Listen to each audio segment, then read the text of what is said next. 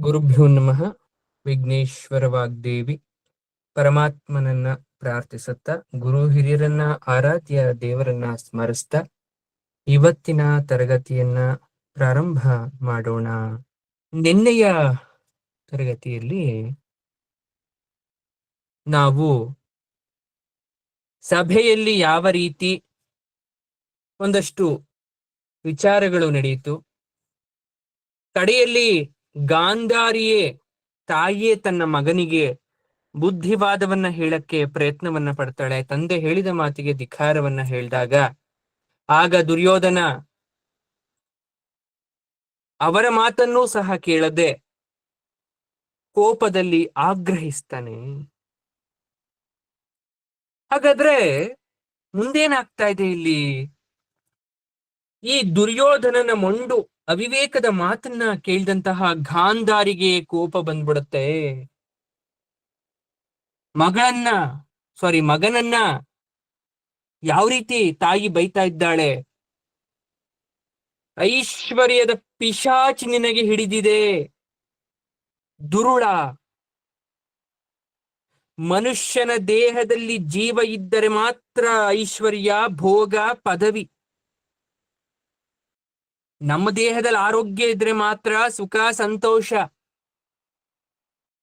ಹಿರಿಯರ ಮಾತಿಗೆ ಬೆಲೆ ಕೊಡದಂತಹ ಮೊಂಡ, ಕಣ್ಣು ಕಾಣದ ತಂದೆ, ನಿನ್ನನ್ನೇ ನಂಬಿಕೊಂಡು ಬದುಕ್ತಾ ಇರ್ತಕ್ಕಂಥ ನಾನು, ಎಷ್ಟು ಹೇಳಿದ್ರು ಒಳ್ಳೆ ಮಾತನ್ನ ಕೇಳದಂತಹ, ಅದಕ್ಕೆ ಗೌರವವನ್ನ ಕೊಡದೇ ಇರ್ತಕ್ಕಂಥ ಮೂರ್ಖ ನೀನು. ನೀನೇ ಹೋಗ್ಬಿಟ್ರೆ ನಮಗಾರೋ ಗತಿ. ನೀನು ನಡ್ಕೊಳ್ತಾ ಇರ್ತಕ್ಕಂಥ ರೀತಿ ನಿನ್ನ ಶತ್ರುಗಳಿಗೆ ಸಂತಸವನ್ನ ತರ್ತಾ ಇದೆ, ಆದ್ರೆ ನಿನ್ನ ನಂಬಿರೋರಿಗೆ ಸಂಕಟ ತರ್ತಾ ಇದೆ. ಬದುಕ್ಬೇಕು ಅಂತಕ್ಕಂಥ ಆಸೆ ನಿನ್ನಲ್ಲಿಲ್ವಾ? ಎಂಥ ಶತ್ರುಗಳನ್ನ ಮಾಡ್ಕೊಂಡಿದ್ದೀಯ. ಪಾಂಡವರಲ್ಲ ನಿನ್ನ ಶತ್ರುತ್ವ. ಈಗಲಾದರೂ ದ್ವೇಷ ಬಿಡಪ್ಪ ಅಂತ ಹೆತ್ತ ಕರಳ ಗಾಂಧಾರಿ ಬೇಡ್ತಾ ಇದ್ದಾಳೆ ಮಗನನ್ನ. ಆಗ್ಲೇ ಹೇಳಿದ್ದೆ, ವ್ಯಾಸರು ಮತ್ತೆ ಪ್ರತ್ಯಕ್ಷರಾಗಿದ್ರು, ಆದ್ರೆ ಮಾತಾಡಿರ್ಲಿಲ್ಲ. ಈಗ ಅವರು ಮಾತಾಡ್ತಾ ಇದ್ದಾರೆ. ಏನಂತ? ಧೃತರಾಷ್ಟ್ರನಿಗೆ ಬುದ್ಧಿ ಮಾತನ್ನ ಹೇಳ್ತಾ ಇದ್ದಾರೆ. ಧೃತರಾಷ್ಟ್ರ, ಮಗನ ಮಾತಿಗೆ ಕಟ್ಟಿ ಬೀಳ್ಬೇಡ. ನಿನ್ನ ದೂತ ಈ ಸಂಜಯ ಕೃಷ್ಣನಿಗೆ ಪ್ರಿಯವಾದವನು. ಅವನು ತಂದ ಸುದ್ದಿ ಅಥವಾ ವಾರ್ತೆಯಲ್ಲಿ ಸತ್ಯ ಇದೆ. ಕೃಷ್ಣನ ಅಭಿಪ್ರಾಯವನ್ನ ಸರಿಯಾಗಿಯೇ ಅವನು ಹೇಳಿದ್ದಾನೆ. ಯಮಪಾಶ ಯಾರಿಗೆ ಬಿದ್ದಿರುತ್ತೋ ಅವ್ರಿಗೆ ತಮ್ಮ ಪಾಲಿನ ಐಶ್ವರ್ಯದಲ್ಲಿ ತೃಪ್ತಿ ಇರಲ್ಲ, ಎಲ್ರದು ಬೇಕು ಅನ್ನಿಸ್ತಿರುತ್ತಂತೆ. ಪರಮಾತ್ಮ ಕೊಟ್ಟಿರೋದ್ರಲ್ಲಿ ಸಂತೋಷ ಪಡ್ಬೇಕು ಅಂತ ಅನಿಸ್ತಿರಲ್ಲ, ಮತ್ತಷ್ಟು ಆಸ್ತಿ ಮಾಡ್ಬೇಕು ಅಂತಕ್ಕಂಥ ಆಸೆ ಉಟ್ಕೊಂಡ್ಬಿಡುತ್ತೆ. ಕಾಮ ಮೂಢರು ಒಂದೇ ಸಲಕ್ಕೆ ಸಾಯೋದಿಲ್ಲ, ಎಷ್ಟು ಸಲ ಸತ್ರು ಕೂಡ ಅವ್ರ ಬುದ್ಧಿ ಬರೋಲ್ಲ. ಅಂತಹ ಕೆಟ್ಟ ವ್ಯಕ್ತಿಗಳ ಜೊತೆ ಯಾರೆಲ್ಲ ಸಹವಾಸ ಮಾಡ್ತಾರೋ ಅವರು ಒಂದಿನ ದುರ್ಗತಿಗೆ ಹೋಗೋರೆ. ನೋಡು, ವಾಸುದೇವನನ್ನ ನಂಬು, ಅವನು ಆಲಂಬನ. ಅವನನ್ನ ಯಾರೆಲ್ಲ ನಂಬುತ್ತಾರೋ, ವಾಸುದೇವನನ್ನ ಆಶ್ರಯಿಸ್ತಾರೋ, ಅವನು ಅವ್ರಿಗೆ ದಾರಿ ತೋರಿಸ್ತಾನೆ. ಇದು ವೇದೋಕ್ತ ಮಾರ್ಗ. ನಾನು ಹೇಳ್ತಾ ಇರ್ತಕ್ಕಂಥದ್ದು, ಕೃಷ್ಣನಿಗೆ ಪ್ರಿಯವಾದಂತಹ ಕೆಲಸವನ್ನ ಮಾಡು. ಪಾಂಡುಪುತ್ರರನ್ನ ಕರೆಸಿ ಗೌರವಿಸಿ ಅವರ ರಾಜ್ಯವನ್ನ ಕೊಟ್ಟು ಬಿಡು. ಏನಯ್ಯ ಸಂಜಯ? ಒಮ್ಮೆ ಸಂಜಯನ ಕಡೆ ವ್ಯಾಸರು ತಿರುಗ್ತಾರೆ. ಸಂಜಯ ಹೇಳ್ತಾನೆ, ಪ್ರಭು, ಗುರುವೇ, ಗುರು ನುಡಿದ ಮೇಲೆ ಅದಕ್ಕೆ ವಿರುದ್ಧವಾದ ಮಾತುಂಟೆ. ಗುರುವಾಡಿದ ಮಾತಿಗೆ ಸುಳ್ಳು ಅನ್ನೋದನ್ನ ಹೇಳೋದುಂಟೆ. ಆದ್ರೆ ಇಂದ್ರಿಯ ನಿಗ್ರಹ ಇಲ್ಲದವ್ರಿಗೆ ಇದೆಲ್ಲ ಹೇಳಿ ಪ್ರಯೋಜನ ಏನು? ನಮ್ಮಲ್ಲಿ ಶಾಸ್ತ್ರ ಇದೆ, ಆ ಶಾಸ್ತ್ರ ನಿಜ ಅಂತ ನಂಬಬೇಕಲ್ಲ. ಯೋಗ ಇದೆ, ಆ ಯೋಗ ಪಡ್ಕೊಳಕ್ ಅನುಷ್ಠಾನ ಮಾಡಿರ್ಬೇಕಲ್ಲ. ಬಾಯಿ ಇದೆ, ಆ ಬಾಯಿಯಿಂದ ಪರಮಾತ್ಮನ ನಾಮ ಮಂತ್ರವನ್ನ ಸ್ತುತಿಸ್ಬೇಕಲ್ವಾ, ಜಪಿಸ್ಬೇಕಲ್ವಾ. ಮೌನ ಬೇಕಲ್ವಾ ಬದುಕಿನಲ್ಲಿ. ಕೃಷ್ಣ ವಾಸುದೇವನಲ್ಲಿ ಶ್ರದ್ಧೆ ಸುಮ್ಮನೆ ಬರೋದಿಲ್ಲ. ಯಾವಾಗ ಸಂಜಯ ಮತ್ತೆ ಕೃಷ್ಣನನ್ನ ಸ್ತುತಿಸ್ಲಿಕ್ಕೆ ಪ್ರಾರಂಭ ಮಾಡ್ಬಿಟ್ನೋ, ದುರ್ಯೋಧನನಿಗೆ ಮತ್ತಷ್ಟು ಕೋಪ, ಅಸಹ್ಯನು ಬಹಿರಂಗ ಚೇಷ್ಟೆಗಳಲ್ಲಿ ತೋರಿಸ್ತಾ ಇದ್ದಾನೆ. ವ್ಯಾಸರು ಮತ್ತೆ ಅಂತರ್ಧಾನರಾಗೋದ್ರು. ಇಷ್ಟು ವಿಚಾರ ಎಲ್ಲಿ ನಡೀತಾ ಇದೆ? ಹಸ್ತಿನಾವತಿಯ ಪುರದಲ್ಲಿ ನಡೀತಾ ಇದೆ. ಈ ಕಡೆ ಪಾಂಡವರ ಉಪಪ್ಲವದಲ್ಲಿ ಏನಾಗ್ತಾ ಇದೆ? ಪಾಂಡವರ ಉಪಪ್ಲವ್ಯದಲ್ಲಿ ಸಮಾಲೋಚಿಸ್ತಾ ಇದ್ದಾರೆ ಎಲ್ಲ ಕೂತ್ಕೊಂಡು. ದೂತನಾಗಿ ಬಂದಂತಹ ಸಂಜಯ ಮತ್ತೆ ಹಸ್ತಿನಾವತಿಗೆ ಹೋಗಿ ತುಂಬಾ ದಿನ ಆಯ್ತು, ಆದ್ರೆ ಆ ಕಡೆಯಿಂದ ಯಾವುದೇ ರೀತಿ ವಾರ್ತೆ ಬಂದಿಲ್ವಲ್ಲ. ಮತ್ತೆ ಅಂಗನ್ ನೃಪತಿ ಯುದ್ಧವನ್ನ ಕೊನೆಗಳಿಗೆ ತಡಿಬೇಕು ಅಂತ ಆಸೆ ಇಟ್ಕೊಂಡಿದ್ದಾನೆ. ಅದ್ಯಾಕೋ ನಿಜ ಆಗೋ ತರ ಕಾಣಿಸ್ತಾ ಇಲ್ಲ. ವಿದುರನಿಂದ ಆಪ್ತರಿಂದ ಹೇಳಿ ಕಳಿಸ್ತಾ ಇರ್ತಾನೆ ಆಗಾಗ ಪಾಂಡವರಿಗೆ. ವ್ಯಾಸರು ಬಂದು ಹೋಗಿರ್ತಾರೆ. ಗಾಂಧಾರಿ ಮಗನನ್ನ ಬೈದಿದ್ಲು, ಕರ್ಣ ಬಿಟ್ಟು ಹೋದ. ಇದೆಲ್ಲ ವಿಚಾರ ಯುಧಿಷ್ಠಿರನಿಗೆ ಗೊತ್ತಾಗಿರುತ್ತೆ, ಯಾಕಂದ್ರೆ ಗೂಢಾಚಾರಿಕೆಯಿಂದ. ಆಗ ಯುಧಿಷ್ಠಿರ ಮಾತಾಡ್ತಾ ಇದ್ದಾನೆ ಏನಂತ? ವಾಸುದೇವ, ಯುದ್ಧವೇ ನಿಶ್ಚಯವಾಯಿತೆಂದು ಕಾಣುತ್ತಿದೆ. ದುಷ್ಟರು ಯಾರ ಮಾತಿಗೂ ಬೆಲೆ ಕೊಡುವಂತೆ ಕಾಣ್ತಾ ಇಲ್ಲ. ಇತ್ತ ನಮ್ಮಲ್ಲಿ ಸೇನೆಯೂ ಬಹಳ ಇಲ್ಲ. ಭೀಷ್ಮ ದ್ರೋಣರು ಕೂಡ ಅತ್ತಲೇ ಇದ್ದಾರೆ. ದುರ್ವಿಧಿ, ಈಗ ನೀನೇ ನಮಗೆ ಗತಿ. ಕೃಷ್ಣ ಒಂದು ಮಾತು ಹೇಳ್ತಾನೆ, ನೀನೇ ಗತಿ ಎಂದಾಗ ಆ ಕೆಟ್ಟ ಬಿರುದು ನನಗಿದೆ ಕಣೋ ಯುಧಿಷ್ಠಿರ. ಗತಿ ಇಲ್ಲದವರು ಮಾತ್ರ ಕೃಷ್ಣನನ್ನ ನೆನಪಿಸಿಕೊಳ್ಳುತ್ತಾರೆ. ಗತಿ ಇಲ್ಲದವರಿಗೆ ದೇವರು ನಾನು. ಸತ್ಯ ಅಲ್ವಾ? ಎಲ್ಲ ಇದ್ದ ಮೇಲೆ ಪರಮಾತ್ಮನ ನೆನಪು ಯಾಕೆ? ಗತಿ ಇಲ್ಲದಿರ್ಬೇಕಾದ್ರೆ ಅಲ್ವಾ ಪರಮಾತ್ಮನನ್ನ ಪ್ರಾರ್ಥಿಸ್ಕೊಳ್ಳೋದು. ಕೃಷ್ಣನ ನೆನೆದಾರೆ ಕಷ್ಟ ಒಂದಿಷ್ಟಿಲ್ಲ, ಕೃಷ್ಣ ಎನಬಾರದೆ ಎಂದ್ರು. ಸುಖ ಬಂದಾಗ ಕೃಷ್ಣ ಎನಬಾರದೆ ಅಂತ ಯಾರು ಹೇಳಲಿಲ್ಲ. ಪರಮಾತ್ಮನೇ ಆ ಮಾತನ್ನ ನುಡಿದ್ಬಿಟ್ಟ. ಕಷ್ಟ ಬಂದಾಗ ಗತಿ ಇಲ್ಲದವ್ರನ್ನ ನೆನ್ಪು ಮಾಡ್ಕೊಂತಕ್ಕಂಥವ್ರು.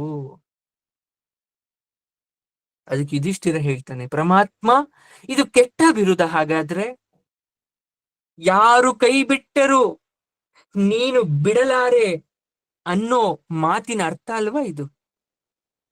ಈಗ ದಾರಿ ತೋರಿಸು. ಧಾರ್ತ ರಾಷ್ಟ್ರದ ಅಭಿಪ್ರಾಯ ಸ್ಪಷ್ಟವಾಗಿದೆ. ಅವರು ರಾಜ್ಯವನ್ನ ಬಿಟ್ಕೊಡಕ್ಕೆ ಒಪ್ಪುತ್ತಾ ಇಲ್ಲ. ಶಾಂತಿ ತಾನಾಗೆ ಬರುತ್ತಾ?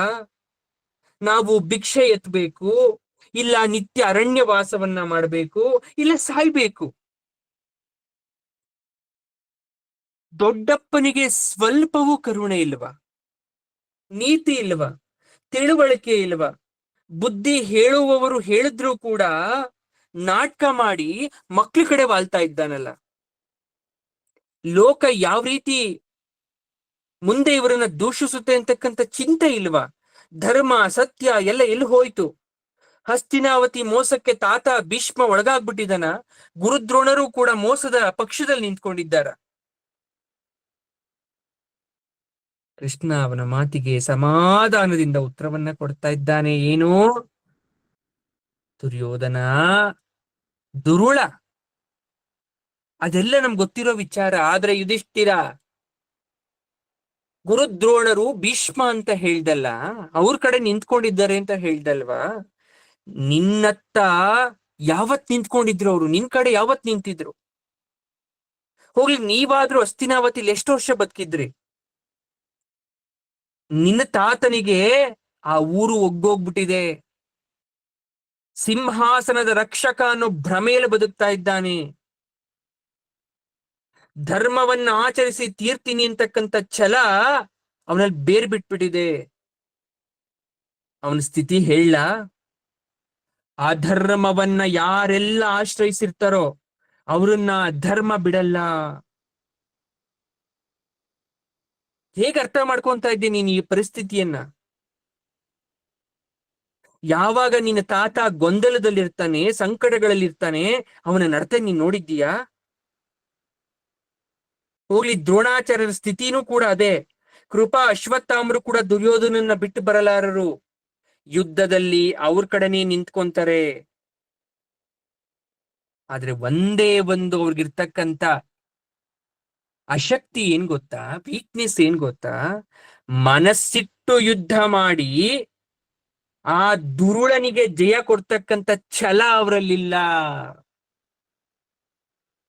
ಶಕ್ತಿಯನ್ನ ಧರ್ಮ ಪ್ರಜ್ಞೆ ಕೆಡಿಸುತ್ತಂತೆ. ಒಬ್ಬ ಮನುಷ್ಯನಿಗೆ ಎಷ್ಟೇ ಶಕ್ತಿ ಇದ್ರೂ ಕೂಡ ಅದು ಹಣಬಲನೋ, ತೋಳ್ಬಲನೋ, ಜನಬಲನೋ, ಅಧರ್ಮ ಮಾಡಿದ್ದೆ ಆದ್ರೆ ಆ ಎಲ್ಲಾ ಶಕ್ತಿಗಳು ಅವನಿಗೆ ಸರಿಯಾದ ಸಮಯದಲ್ಲಿ ಕೈ ಕೊಟ್ಟು ಬಿಡ್ತವೆ. ಧರ್ಮ ರೂಪದಲ್ಲಿ ಅನ್ನದ ಋಣವನ್ನ ತೀರಿಸ್ತೀನಿ ಅನ್ನೋ ಮಂಕು ಪ್ರಜ್ಞೆಯಲ್ಲಿ ಬದುಕ್ತಾ ಇದ್ದಾನವನು. ನೀನು ನನ್ನನ್ನ ಗತಿ ಇಲ್ಲದವರಿಗೆ ಗತಿ ಅಂದಲ್ಲ, ಈಗ ಗತಿ ಇಲ್ದವ್ರು ಯಾರು ಹೇಳು ನೋಡೋಣ. ಮೊದ್ಲಿಗ್ ನೀವೇ, ಆಮೇಲೆ ನಿಮ್ ಕಡೆ ಇರೋ ಬ್ರಾಹ್ಮಣರು, ಸಾಮಾನ್ಯ ವೃತ್ತಿಯಲ್ಲಿರೋರು, ಜೀವವನ್ನ ಸವೆಸಿ ರಕ್ಷಣೆಯನ್ನ ದೊರೆಯಿಂದ ಬಯಸ್ತಾರೋ ಎಲ್ರಿಗೂ ನಾನು ಬೇಕಾಗಿರೋನೆ. ಈಗ ನಿಮ್ಮನ್ನ ಕಾಡ್ಗಟ್ಟಿ ರಕ್ಷಣೆಯ ಹೊಣೆಯ ರಾಜ್ಯಭಾರವನ್ನ ಕಪಟದಿಂದ ಕಸಿದು ಅಧರ್ಮ ಮಾರ್ಗದಲ್ಲಿ ಧರ್ಮದ ಪೀಡಕರ ವರ್ಗದಲ್ಲಿ ನಿಂತಿರ್ತಂತ ತಾತ ಭೀಷ್ಮ, ಗುರುಪುತ್ರ ಇವರೆಲ್ರಿಗೂ ಕೂಡ ಮುಂದೆ ಕಾಲಪಾಠ ಕಲಿಸುತ್ತೆ. ಆ ಶ್ರದ್ಧೆಯನ್ನ, ನಿಮ್ಮಲ್ಲಿರ್ತಕ್ಕಂತ ಶ್ರದ್ಧೆಯನ್ನ ಕೆಡಿಸ್ಬೇಕು ಅಂತಾನೆ ಆ ದೊರೆ ಸಂಜಯನನ್ನ ಇತ್ತ ಕಳಿಸಿದ್ದು.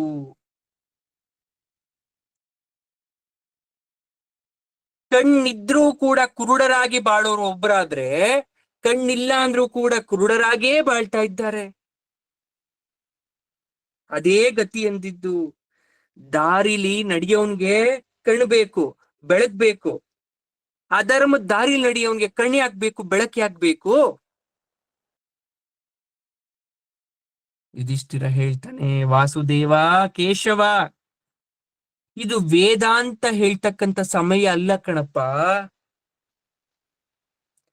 ಸತ್ಕಾಲದಲ್ಲಿ ಜನಿಸಿ ಇನ್ನೊಬ್ರು ಕಷ್ಟಪಟ್ಟು ಸಂಪಾದಿಸ್ತಕ್ಕಂಥ ಹಣ ಐಶ್ವರ್ಯವನ್ನ ಕಿತ್ಕೊಂಡ್ಬಿಟ್ಟು ಇನ್ಯಾರೋ ಆಡಳಿತ ಮಾಡ್ತಾ ಇದ್ದಾರಲ್ಲ, ಅಥವಾ ದುರಾಸೆಯಿಂದ ಎಲ್ಲಾ ನನಗೆ ಬೇಕು ಅಂತ ಆಡಳಿತ ಮಾಡ್ತಾ ಇದ್ದಾರಲ್ವಾ, ಹಾಗಾದ್ರೆ ದೇವ್ರು ಅವ್ರಿಗೆ ನಾಚಿಕೆ, ಮರ್ಯಾದೆ, ಪ್ರಜ್ಞೆ ಅನ್ನೋದನ್ನ ಮರ್ಸ್ಬಿಡ್ತಾನ? ನಾಚಿಕೆ ಬಿಟ್ಟವನ್ಗೆ ಧರ್ಮ ಅರ್ಥ ಆಗಲ್ವಾ? ಧರ್ಮ ನಾಶದಿಂದ ಐಶ್ವರ್ಯನೂ ಕೂಡ ನಾಶ ಆಗುತ್ತೆ ಅನ್ನೋ ಅವಿವೇಕಿ, ಪಶು ಸಮಾನ, ಅಸುರಿ ಸ್ವಭಾವ ಇದೆಲ್ಲ ಗೊತ್ತಾಗ್ತಾ ಇಲ್ವಾ ಅವನ್ಗೆ?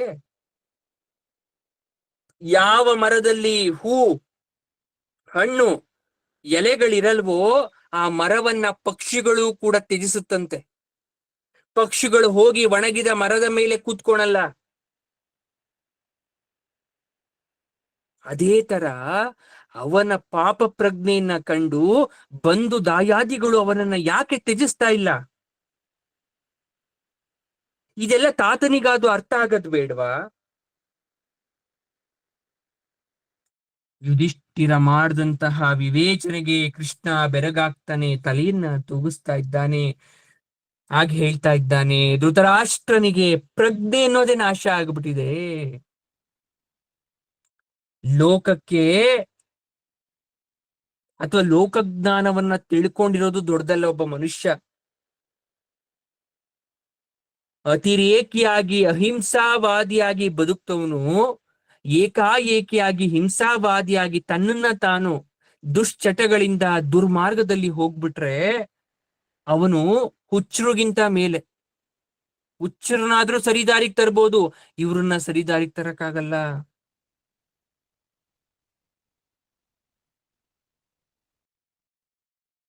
ಕಪಟ ಸಂಧಾನವನ್ನ ಸಂಜಯನ ಮೂಲಕ ಹೇಳ್ ಕಳಿಸಿದಾಗ ನಾವು ಅದನ್ನ ತಿರಸ್ಕಾರ ಮಾಡಿದ್ವಿ. ಮಿಕ್ಕಿದ್ದೇನು? ಸಾಮ ದಾನ ಭೇದ ದಂಡ. ಈ ಸಾಮ ದಾನ ಭೇದ ದಂಡಗಳಲ್ಲಿ ಉಳಿದಿದ್ಯಾವುದು? ನೀನೇ ನಿರ್ಣಯಿಸು. ಕೃಷ್ಣ ಯಾವಾಗ ನೀನೇ ನಿರ್ಣಯಿಸು ಅಂತ ಹೇಳ್ಬಿಟ್ಟ, ಯುಧಿಷ್ಠಿರನಿಗೆ ಯಾಕೋ ಮನಸ್ಸು ಭಾರ ಆಯ್ತು, ಕಂಗಳಲ್ಲಿ ಯಾಕೋ ನೀರು ತುಂಬ್ಕೊಂತು. ಅವ್ರ ತಮ್ಮಂದ್ರು ಯಾವತ್ತೂ ಕೂಡ ಅಣ್ಣನಿಗೆ ಎದುರು ಮಾತಾಡ್ತಾ ಇಲ್ಲ, ಎಲ್ಲ ಸುಮ್ಮನೆ ಇದ್ದಾರೆ, ಕೃಷ್ಣನೇ ಮಾತಾಡ್ತಾ ಇದ್ದಾನೆ. ಏಕೆ ಆ ಅಳು, ಆ ಅಳುಕು ಯಾಕೆ ಹಿಂಜರಿತ? ಹೋಗ್ಲಿ, ನಿನಗಾಗಿ ನಾನು ಏನ್ ಮಾಡ್ಬೇಕು ಹೇಳು? ನನಗೂ ಯುದ್ಧ ಬೇಡ, ಆದ್ರೆ ಹೀನಾಯವಾದ ಪರಿಹಾರ ಕೂಡ ಬೇಡ ನನಗೆ. ಇಷ್ಟರ ಹೇಳ್ತಾನೆ, ಒಂದ್ ಹೇಳ ಪರಮಾತ್ಮ, ನಾವು ಕ್ಷತ್ರಿಯರು ಯಾವತ್ತೂ ಭಿಕ್ಷೆ ಬೇಡಬಾರ್ದು, ಆದ್ರೆ ಅದನ್ನು ಬೇಡ ಆಗೋಯ್ತು. ಅಕಾಲವಾದಂತಹ ವನವಾಸವನ್ನ ಮಾಡಬಾರ್ದು, ಆದ್ರೆ ಅದನ್ನು ಮಾಡಾಗೋಯ್ತು. ಚಕ್ರವರ್ತಿಯಾಗಿಯೂ ಕೂಡ ಕಡುಬಡವನಾದರೂ ನಾನು ಕ್ಷತ್ರಿಯನೇ ಹೊರತು ಬ್ರಾಹ್ಮಣನೋ ಶೂದ್ರನೋ ಅಲ್ಲ. ನನ್ ಕ್ಷಾತ್ರ ಧರ್ಮ ಉಳಿಬೇಕು ಅಂದ್ರೆ ಯಾವುದೋ ಒಂದು ಮೂಲೆಯಲ್ಲಿ ರಾಜ್ಯ ಕಟ್ಕೊಂಡು ನಾನೇ ರಾಜ್ಯಾಡಳಿತವನ್ನ ಮಾಡ್ಬೇಕಷ್ಟೆ, ಅದೊಂದೇ ಉಳಿದಿರೋ ದಾರಿ. ನಮ್ಮ ರಾಜ್ಯವನ್ನ ಕಪಟದಿಂದ ಕಸಿದ ಮೋಸಗಾರರು ಪೂರ್ತಿ ರಾಜ್ಯವನ್ನ ಮರಳಿ ಕೊಡಕ್ಕೆ ಒಪ್ಪದೇ ಇದ್ರೆ 5 ಹಳ್ಳಿಗಳನ್ನಾದರೂ ಕೊಟ್ಟರೆ ನೋಡಿ, ಪಾಪ 5 ಹಳ್ಳಿನಾದ್ರೂ ಕೊಟ್ರೆ. ಪೂರ್ತಿ ಬೇಡಪ್ಪ, 5 ಹಳ್ಳಿ ಕೊಡ್ಲಿ, 5 ಹಳ್ಳಿಗೆ ರಾಜರಾಗಿ ಬದುಕ್ತೀವಿ ನಾವು. ಕೃಷ್ಣ ಹೇಳ್ತಾನೆ, ಭೇಷ್ ಯುಧಿಷ್ಠಿರ ಭೇಷ್, ಧರ್ಮ ಸಮ್ಮತವಾದಂತಹ ಮಾತು, ಯುದ್ಧ ನಿವಾರಕ ಉಪಾಯ. ಭೀಷ್ಮ ಒಪ್ಪುತ್ತಾನೆ, ದೊರೆ ಒಪ್ಪುತ್ತಾನೆ, ಆದ್ರೆ ಶಕುನಿ ಬಿಡ್ಬೇಕಲ್ಲ. ಹೋಗ್ಲಿ, ಯಾವ ಹಳ್ಳಿ ಬೇಕು ಅಂತ ಯೋಚನೆ ಮಾಡ್ತಾ ಇದ್ದೀನಿ ನೀನು? 5 ಹಳ್ಳಿ ಎಂದಲ್ಲ, ಯಾವ ಹಳ್ಳಿ? ಹಸ್ತಿನಾವತಿಯಲ್ಲಿರ್ತಕ್ಕಂಥ ಹಸ್ತಿನಾವತಿ ರಾಜ್ಯದ ಯಾವ ಹಳ್ಳಿಗಳನ್ನ ಬಯಸ್ತಾ ಇದ್ಯಪ್ಪ? ಯುಧಿಷ್ಠಿರ ಹೇಳ್ತಾನೆ, ಅವಿಸ್ಥಲ, ವೃಕಸ್ಥಲ, ಮಾಕಂದಿ, ವಾರಣಾವತ, ಅವಸಾನ, ಈ 5 ಹಳ್ಳಿ ಕೊಟ್ಬಿಟ್ರೆ ಸಾಕು. ಇಷ್ಟ ಹೇಳ್ತಾನೆ, ಮೊದಲೇ ಯೋಚಿಸಿ, ಇದನ್ ಹೇಳಿರೋ ತರ ಇದೆ. ಏನ್ ವಿಶೇಷ? ಯಾಕೆ 5 ಹಳ್ಳಿನೇ ಬೇಕು ನಿನಗೆ? ಇಂದ್ರಪ್ರಸ್ಥ ಬೇಡ್ವಾ? ಖಾಂಡವನದ ಸುತ್ತ ಇರ್ತಕ್ಕಂಥ ಹಳ್ಳಿಗಳು ಬೇಡವಾ? ಇವ್ರ ಸಹವಾಸವೇ ಇಲ್ಲದ ದೂರ ದಕ್ಷಿಣ ಪೂರ್ವದ ಹಳ್ಳಿಗಳು, ಅವು ಬೇಡವಾ? ಯುಧಿಷ್ಠಿರ ಹೇಳ್ತಾನೆ, ಈ ಹಳ್ಳಿಗಳ ಸನ್ನಿವೇಶಗಳನ್ನ ನೋಡು ವಾಸುದೇವ. ಇವು ಹಸ್ತಿನಾವತಿಯ ಸುತ್ತ ಇರ್ತಕ್ಕಂಥ ಹಳ್ಳಿಗಳು. ಅವುಗಳಲ್ಲಿ ವಾರಣಾವತ ನಮ್ಮ ಹಳೆಯ ಆಪತ್ತನ್ನು ನೆನಪಿಸ್ಕೊಂತಕ್ಕಂತ ಒಂದು ಪ್ರದೇಶ. ಮಿಕ್ಕಿದವು ಬ್ರಾಹ್ಮಣರು ವಾಸ ಮಾಡ್ತಕ್ಕಂಥ ಪ್ರದೇಶ. ಅವರೆಲ್ಲ ನಮ್ಮ ಅಭಿಮಾನಿಗಳು, ಶತ್ರುಗಳ ದ್ರೋಹಕ್ಕೆ ಒಳಗಾದವರು, ಸಾತ್ವಿಕರು, ಧರ್ಮನಿಷ್ಠರು. ಶತ್ರುಗಳ ಮೇಲೆ ನಾವೇ ಕೈ ಮಾಡಬೇಕಾದ ಸಂದರ್ಭ ಬಂದ್ರೂ ಕೂಡ ಅವ್ರು ಯಾವತ್ತೂ ಕೈ ಮಾಡಿ ಅಂತ ಹೇಳಲ್ಲ. ಅವ್ರು ಏನಾದ್ರೂ ಒತ್ತಡಕ್ಕೆ ಮಣಿದು 5 ಹಳ್ಳಿಗಳನ್ನ ಕೊಟ್ರು ಸುಮ್ಮನಿರುವರೆಂದು ಹೇಳಕ್ ಸಾಧ್ಯ ಇಲ್ಲ. ಪೂರ್ವ ವೈರಿಗಳು ಸಂಚು ಮಾಡ್ತಾರೆ ನಮ್ಮ ಮೇಲೆ. ಹಾಗಾಗಿ ಬಿದುರ ಚಿಕ್ಕಪ್ಪ ಸದಾ ನಮ್ಮ ಸಮೀಪದಲ್ಲಿ ಇರೋ ತರನೇ ಆಗತ್ತೆ. ಗಂಗಾ ತೀರ ಬೇರೆ, ಗಂಗಾ ನದಿಯ ತಟಗಳವೆಲ್ಲ, ನೂರಾರು ದೇವಾಲಯಗಳಿರ್ತಕ್ಕಂಥ ಅಗ್ರಹಾರ ಪ್ರದೇಶ. ಇದೆಲ್ಲ ಒಂದು ಅಂಶ ಆದ್ರೆ, ದೂರದ ದಕ್ಷಿಣದಲ್ಲಿರ್ತಕ್ಕಂಥ ಚೋಳರು ಅವರ ಅನುಯಾಯಿಗಳು. ಕರಾವಳಿಯ ನಾಗರ ಅರ್ಜುನ ನಿಗ್ರಹಿಸಿದ್ರೂ ಕೂಡ ನಂಬೋ ತರ ಇಲ್ಲ ಅವನು. ಇನ್ನು ಪೂರ್ವದಲ್ಲಿ ನಾಗರಿದ್ದಾರೆ. ಹಿಮಾಲಯದ ರಾಜಕಾರಣಕ್ಕೆ ನಾವು ಒಳಗಾಗೋದಿಲ್ಲ, ಅವರು ಒಳಗಾಗೋದಿಲ್ಲ. ಈ 5 ಹಳ್ಳಿಗಳೇ ಸಿಕ್ಕರು ನಾವು ಬ್ರಾಹ್ಮಣರ ತರ ಬದುಕಕ್ಕಾಗಲ್ಲ. ಕ್ಷತ್ರಿಯನಿಗೆ ಮುಖ್ಯವಾದದ್ದು ವ್ಯಾಪಾರ, ಪ್ರಜಾರಕ್ಷಣೆ. ಅದಕ್ಕೆ ಆ ಶಕುನಿ ಅಡ್ಡಿ ಮಾಡ್ತಾ ಇರ್ತಾನೆ. ಪಕ್ಕದಲ್ಲಿ ಹಾವಿದ್ರೆ ಸುಮ್ನೆ ಬದುಕಕ್ಕಾಗತ್ತಾ? ನಾವು 5 ಹಳ್ಳಿಗಳ ಒಳಗಡೆ ಇದ್ದು ಆಯುಧ ಸಂಗ್ರಹ, ಸೇನಾ ವಿಸ್ತರಣೆ, ಪ್ರಜಾನುರಾಗ ಸಂಪಾದನೆ ಮಾಡ್ಕೊಂಡು ಹೋಗ್ಬಿಟ್ರೆ ಅವ್ರಿಗೆ ಅಸೂಯೆ ಬಂದ್ಬಿಡುತ್ತೆ. ಆಗ ಅವರಾಗೆ ಕಾಲು ಕೆರೆದು ನಿಂತರೆ ಯುದ್ಧಕ್ಕೆ ಈ 5 ಹಳ್ಳಿಗಳಲ್ಲೇ ಈಗಿಂದ ನಾವು ತಯಾರಿ ಮಾಡ್ಕೊಂಡ್ರೆ ಸದ್ಯಕ್ಕೆ ಯುದ್ಧ ನಿಂತರೂ ಕೂಡ ಮುಂದೆ ಬರೋ ಯುದ್ಧದಲ್ಲಿ ನಾವೇ ಜಯ ಗಳಿಸ್ತೇವೆ. ಹಾಗಾಗಿ ಇದೇ ಹಳ್ಳಿಗಳು ಬೇಕು ಅಂತ ಕೇಳ್ಬೇಕು ನಾವು. ಯುಧಿಷ್ಠಿರನ ಮನ ಪರಿವರ್ತನೆಯ ಮಾತುಗಳನ್ನ ಕೇಳಿ ಕೃಷ್ಣ ಮೆಚ್ಚುತ್ತಾನೆ.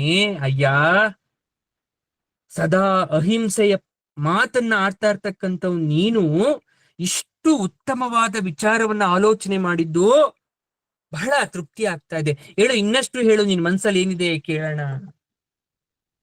ಕೇಶವ, ಕ್ಷತ್ರಿಯರಿಗೆ ಧರ್ಮದಿಂದ ಆಳಕ್ಕೆ ಧನ ಸಂಪತ್ತು ಬೇಕು.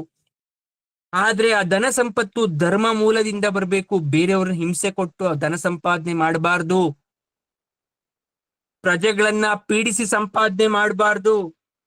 ಜನ ರಾಜ್ಯ ಬಿಟ್ಬಿಟ್ಟು ಕಾರ್ ಸೇರ್ತಾರೆ, ಪ್ರಾಣ ಕಳ್ಕೊಂತಾರೆ. ಈ ಪಾಪ ರಾಜನಿಗೆ ಸುತ್ತಕೊಳ್ಳುತ್ತೆ. ಜನರಲ್ಲಿ ಮೇಲು ಕೀಳು ಅಂತಕ್ಕಂಥ ಭಾವನೆ ಹುಟ್ಟುತ್ತೆ. ಹೆಣ್ಣು ಮಕ್ಕಳನ್ನ ಪೀಡ್ಸಕ್ ಶುರು ಮಾಡ್ತಾರೆ. ಇದು ಯಾವತ್ತೂ ಆಗ್ಬಾರ್ದು. ಯಾಕಂದ್ರೆ ಕೌರವರಿರುವವರಲ್ಲಿ ಧರ್ಮ ನೆಲೆ ನಿಲ್ಲೋದಿಲ್ಲ, ಇದು ಸತ್ಯ. ಹಾಗಾಗಿ ಅವರ ನಿಗ್ರಹ ಆಗಬೇಕು. ಕೃಷ್ಣ ಮತ್ತೆ ಹೇಳ್ತಾ ಇದ್ದಾನೆ, ನಿನ್ನ ಮನಸ್ಸಿನ ಪರಿವರ್ತನೆಯನ್ನ ನಂಬಕ್ ಆಗ್ತಾ ಇಲ್ವಲ್ಲ ನನಗೆ. ಈಗ ಯೋಚನೆ ಮಾಡಿದ ರೀತಿ ನೀನು ಮೊದಲಿಂದ ಇದ್ಬಿಟ್ಟಿದ್ರೆ ಇಷ್ಟೆಲ್ಲ ಅನರ್ಥ ಆಗ್ತಾನೆ ಇರ್ಲಿಲ್ವಲ್ಲ. ನೀನು ಕ್ಷತ್ರಿಯ ಅನ್ನೋದನ್ನ ಆಗಾಗ ಯಾಕೆ ಮರಿತಾ ಇದ್ಯಾ? ವ್ಯವಹಾರ ಪ್ರಪಂಚದಲ್ಲಿ ಸ್ವಧರ್ಮ, ಸ್ವರೂಪ, ಸ್ವಕರ್ತವ್ಯಗಳನ್ನ ಮಾಡ್ತಕ್ಕಂಥದ್ದು. ಯುಧಿಷ್ಠಿರ ನಗ್ತಾನೆ. ಯಾಕೆ ಯುಧಿಷ್ಠಿರ ನಗ್ತ ಅಂತ ವಿಚಾರ ಕೃಷ್ಣಂಗ್ ಗೊತ್ತಾಗ್ಲಿಲ್ಲ. ಏನೋ ಗೊಂದಲ ಇದೆ ಅಂತ ಅರ್ಥ ಆಯ್ತು. ಕೃಷ್ಣ ನೆಟ್ಟ ದೃಷ್ಟಿಯಿಂದ ಯುಧಿಷ್ಠಿರನತ್ತ ನೋಡ್ತಾನೆ, ಅರ್ಥ ಮಾಡ್ಕೊಂತಾನೆ. ಆಗ ಕೃಷ್ಣ ಅವನ ಮುಖವನ್ನ, ಕಣ್ಣನ್ನ ನೋಡಿ ಆಗ ಧರ್ಮಪುತ್ರ ಹೇಳ್ತಾನೆ, ವ್ಯವಹಾರದ ಮಾತಾಯ್ತು ಪರಮಾತ್ಮ, ಆದ್ರೆ ಕೆಲವೊಂದಷ್ಟು ಪ್ರಶ್ನೆ ಇದೆ. ವೇದಾಂತದಿಂದ ಮನಸ್ಸಿನ ಪ್ರಶ್ನೆಗಳಿಗೆ ಉತ್ತರ ಕೊಡಕ್ ಆಗಲ್ಲ. ಕೊಟ್ರು ಕೂಡ ಅರ್ಥ ಆಗಲ್ಲ ಸಾಮಾನ್ಯರಿಗೆ. ಏನೇ ಕೇಳ್ಬಿಟ್ರು ದೇವ್ರ ಲೀಲೆ, ದೇವ್ರ ಲೀಲೆ ಅಂತಾರೆ. ಹೇಗ ಆ ವ್ಯಕ್ತಿ ಸತ್ತ? ದೇವ್ರ ಲೀಲೆ. ಹೇಗ ಆ ವ್ಯಕ್ತಿ ಬದುಕಿ ಬಂದ? ದೇವ್ರ ಲೀಲೆ. ಯಾಕೆ ಕಷ್ಟ? ದೇವ್ರ ಲೀಲೆ. ಕಷ್ಟ ಯಾಕೆ ಕಳೀತು? ದೇವ್ರ ಲೀಲೆ. ಆದ್ರೆ ಈ ಲೀಲೆಯಲ್ಲಿ ಅಜ್ಞಾನದಲ್ಲಿ ಯಾಕೆ ತೊಳ್ಕೋಬೇಕು? ಶಾಂತಿ ಯಾಕೆ ದೇವ್ರ ಲೀಲೆ ಆಗ್ಬಾರ್ದು? ಯಾವಾಗ್ಲೂ ಒಳ್ಳೇದೇ, ಯಾವಾಗ್ಲೂ ವರನೆ ಕೊಡುವಂತ ಲೀಲೆ ಯಾಕೆ ಆಗ್ಬಾರ್ದು? ಇಷ್ಟೆಲ್ಲ ವರ್ಣ ಬೇಕಾಗಿತ್ತ? ಜಾತಿ ಬೇಕಾಗಿತ್ತ? ವೃತ್ತಿ ಬೇಕಾಗಿತ್ತ? ವೈವಿಧ್ಯತೆ ಬೇಕಾಗಿತ್ತ? ಬಹುತ್ವ ಬೇಕಾಗಿತ್ತ? ಯುಧಿಷ್ಠಿರ ಮಾತನ್ನ ಕೇಳಿ ಕೃಷ್ಣ ಕೂಡ ನಕ್ಬಿಟ್ಟು ಕೇಳ್ತಾನೆ, ಅಬದ್ಧ ವ್ಯಾಖ್ಯಾನ ಮುಗೀತೋ ಇನ್ನೂ ಇದ್ಯೋ? ಇಲ್ಲ ಕೇಶವ, ಬಹುದಿನದಿಂದ ಮನಸ್ಸಲ್ಲಿ ಉಳಿದ ಪ್ರಶ್ನೆ ಇವೆಲ್ಲ. ಈಗ ಬಿಟ್ಟೆ ಅಷ್ಟೇ ನಾನು. ಕೃಷ್ಣ ಹೇಳ್ತಾನೆ, ತುಂಬಾ ಸಹಜ. ಅವಿವೇಕಿಗೆ, ಚಿಂತನ ಶೂನ್ಯನಿಗೆ, ಬೇಜವಾಬ್ದಾರನಿಗೆ, ನಿನ್ನಂತಹ ಕುಲಪ್ರಸೂತರಿಗೆ ಅಲ್ಲ. ಎಷ್ಟು ದಿನದಿಂದ ಪ್ರಶ್ನೆಯನ್ನ ಮನ್ಸಲ್ಲಿ ಬಚ್ಕೊಂಡಿದ್ದೆ ನೀನು? ಯಾಕೆ ಈಗ ಉದ್ಭವ ಆಯ್ತು? ಯಾಕೆ ವರ್ಣ ಬೇಡವಾ? ಸಮಾಜದ ವ್ಯವಸ್ಥೆ ಸರಿಯಾಗಿರ್ಬೇಕು, ವೃತ್ತಿಗಳಲ್ಲಿ ಸಾಮರಸ್ಯ ಇರ್ಬೇಕು ಅಂದ್ರೆ ಬೇಡವಾ? ಜಗತ್ತಲ್ಲಿರ್ತಕ್ಕಂತ ಪ್ರತಿಯೊಬ್ರು ಕುಂಬಾರರೇ ಆಗ್ಬಿಟ್ರೆ, ಎಲ್ಲರೂ ರೈತರಾಗಿ ಬದುಕ್ಬಿಟ್ರೆ, ಎಲ್ರೂ ಬ್ರಾಹ್ಮಣರಾಗ್ಬಿಟ್ರೆ, ಎಲ್ರೂ ರಥ ಓಡಿಸುವಂತ ಸಾರಥಿ ಆಗ್ಬಿಟ್ರೆ, ಎಲ್ರೂ ವಿಗ್ರಹ ಕೆತ್ತಕ್ಕಂತ ಶಿಲ್ಪಿಗಳೇ ಆಗ್ಬಿಟ್ರೆ, ಎಲ್ರೂ ಶಾಸ್ತ್ರ ಹೇಳ್ತಕ್ಕಂತ ಜೋಯಿಸರಾಗ್ಬಿಟ್ರೆ, ಬೋವಿಗಳಾಗ್ಬಿಟ್ರೆ, ಹಾಹಾಕಾರ ತಪ್ಪುತ್ತಾ? ಯೋಚನೆ ಮಾಡು.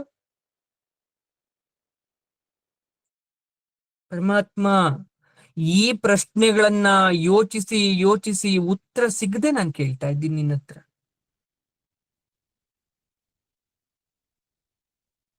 ಯೋಚಿಸ್ತೆ ಸರಿ, ಎಷ್ಟು ಯೋಚಿಸ್ತೆ? ನಾನು ಹೇಳೋದ್ರಲ್ಲಿ ಯಾವ್ದಾದ್ರೂ ತಪ್ಪು ಕಾಣಿಸ್ತಾ ನಿನಗೆ? ಭೇಷ್. ನಿನ್ ಪ್ರಶ್ನೆ ತಪ್ಪು ಅಂತ ನಾನು ಹೇಳ್ತಾ ಇಲ್ಲ, ಆದ್ರೆ ತುಂಬಾ ಪ್ರಶ್ನೆಗಳನ್ನ ಗಂಟ ಹಾಕೊಂಡು ಒಂದು ಪ್ರಶ್ನೆ ಕೇಳಿದ್ರೆ ಉತ್ತರ ಸಿಗಲ್ಲ. ಒಂದೇ ಪ್ರಶ್ನೆ ನೇರವಾಗಿ ಕೇಳಬೇಕು. ವೇದಾಂತ ಪ್ರಶ್ನೆಗಳನ್ನ ಹೊಸ್ತು ಹೊಸ್ತು ಗಂಟ ಹಾಕ್ಬಿಟ್ರೆ ಆ ಗಂಟು ಬಿಚ್ಚೋದ್ ಬಹಳ ಕಷ್ಟ. ಮೊದಲನೆಯದಾಗಿ ಜೀವನ ಇದೆ. ಈ ಜೀವನ ಯಾಕಿರ್ಬೇಕು ಅನ್ನೋ ಪ್ರಶ್ನೆ ಕೇಳಿದ್ರೆ, ಜೀವನ ಇದೆ, ಇರೋದ್ರ ಬಗ್ಗೆ ಯಾಕೆ ಪ್ರಶ್ನೆ ಮಾಡ್ತಾ ಇದ್ದೀರಾ ನೀವು? ಇರೋದನ್ನ ಅನುಭವಿಸಿ. ಆ ಜೀವನ ಅಂದ್ರೆ ಏನು ಅಂತ ಅರ್ಥ ಮಾಡ್ಕೊಳಕ್ ಪ್ರಯತ್ನ ಪಡಿ. ಎರಡನೇದು, ದೇವ್ರ ಇದಾನ ಅಂತ. ಒಂದು ಹೂ ಅನ್ಬೋದು, ಒಂದು ಇಲ್ಲ ಅನ್ಬೋದು. ಎರಡನ್ನು ತಳ್ಕಾಕಕ್ ಹೋಗ್ಬಾರ್ದು. ಯಾಕಂದ್ರೆ ನಾಸ್ತಿಕನಿಗೆ ದೇವ್ರಿಲ್ಲ ಅಂತ ಅನಿಸ್ತದೆ, ಆಸ್ತಿಕನಿಗೆ ದೇವ್ರ ಇದೆ ಅಂತ ಅನ್ಸುತ್ತೆ. ಇಲ್ಲ ಅಂದವನ್ಗೆ ಇದೆ ಅಂತ ಅವನ ಹತ್ರ ವಾದಿಸ್ಬಾರ್ದು, ಇದೆ ಅಂದವನ್ಗೆ ಇಲ್ಲ ಅಂತ ವಾದಿಸ್ಬಾರ್ದು. ವರ್ಣಾಶ್ರಮ ಕ್ರಮದ ಉದ್ಧಾರದ ಶ್ರೇಣಿ ಭಗವಂತನ ನಂಬದವನಿಗೆ ಬೇಕೇ ಹೊರತು ಭಗವಂತನ ನಂಬದೇ ಇರೋರ್ಗೆ ಅವನಿಗೆ ಬೇಕಾಗಿಲ್ಲ. ಮಾತನಾಡಬಾರ್ದವನು. ಯಾವ್ದಾದ್ರೂ ಒಂದು ವಸ್ತು ನಾಶ ಆಗೋಯ್ತು ಅಂದ್ರೆ ಅವನ ಭಾಷೆಯಲ್ಲಿ ಏನಂತ ಕರೀತಾನೆ? ಈ ವ್ಯವಸ್ಥೆನೇ ಕ್ರೂರ ಅಂತ ಹೇಳ್ತಾನ? ಯಾರಿಗ್ ಸಂಸ್ಕೃತಿ ಬೇಡ್ವೋ ಅವನಿಗೆ ಪುಣ್ಯ ಪಾಪ ಪರಲೋಕ ಪುನರ್ಜನ್ಮ ಆತ್ಮನಾಶ ಇದ್ಯಾವುದು ನಂಬಲ್ಲ ಅವನು. ಅಪ್ಪ, ಪುನರ್ಜನ್ಮ ಇದೆಯಂತೆ ಗೊತ್ತಾ? ಪುನರಪಿ ಜನನಂ ಪುನರಪಿ ಮರಣಂ. ಇಲ್ಲ, ಸುಳ್ಳು ಅಂತಾನೆ. ಪರಲೋಕ ಅಂತ ಒಂದಿದೆ ಅಂತೆ ಗೊತ್ತಾ? ಇಲ್ಲ, ಸುಳ್ಳು ಅಂತಾನೆ. ಆತ್ಮಗಳಿದೆಯಂತೆ ಗೊತ್ತಾ? ಇಲ್ಲ, ಸುಳ್ಳು ಅಂತಾನೆ. ಪಾಪ ಪುಣ್ಯ ಇದೆ, ಅದು ಸುಳ್ಳು ಅಂತಾನೆ. ಇದೆಲ್ಲ ಸುಳ್ಳು ಅನ್ನೋನು ಮುಂದೆ ಸಂಸ್ಕೃತಿ ವೇದಾಂತ ಪರಮಾತ್ಮನ ಬಗ್ಗೆ ಮಾತಾಡಬಾರ್ದು. ಹಾಗಂತ ಆಸ್ತಿಕನಿಗೆ ಎಲ್ಲನೂ ಕೇಳ್ಬಿಡ್ಬೋದು ಅಂತಲ್ಲ, ಅವಂಗೂ ಕೂಡ ಲಿಮಿಟೇಷನ್ಸ್ ಇದೆ, ಮಿತಿ ಇದೆ. ಯಾರು ಏನು ಉತ್ತರ ಕೊಡ್ಬೇಕು, ಯಾರು ಏನನ್ನ ನಂಬಬೇಕು, ಅದು ಅವ್ರಿಗೆ ಗೊತ್ತಿರ್ಬೇಕು.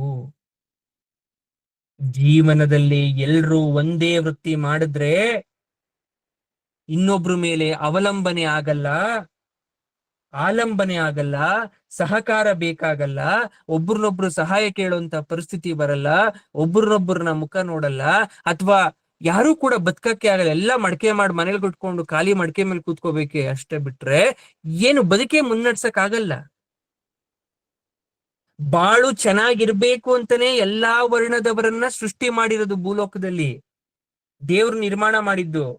ನಿಂತ್ಕೊಳಕ್ಕೆ ಭೂಮಿ ಬೇಕು, ಬೆಳೆಯಕ್ಕೆ ಮಳೆ ಬೇಕು, ಉಣ್ಣಕ್ಕೆ ಅನ್ನ ಬೇಕು, ಹಣ್ಣು ಬೇಕು, ಹೂ ಮುಡಿಯಕ್ಕೆ ಹೂ ಬೇಕು, ನಮ್ಮ ಜೊತೆ ವಾಸ ಮಾಡಕ್ಕೆ ಪಶು ಪ್ರಾಣಿಗಳು ಬೇಕು, ಖನಿಜ ಬೇಕು, ನೀರ್ ಬೇಕು, ಸಂಗಾತಿ ಬೇಕು, ಸಂಸಾರ ಬೇಕು.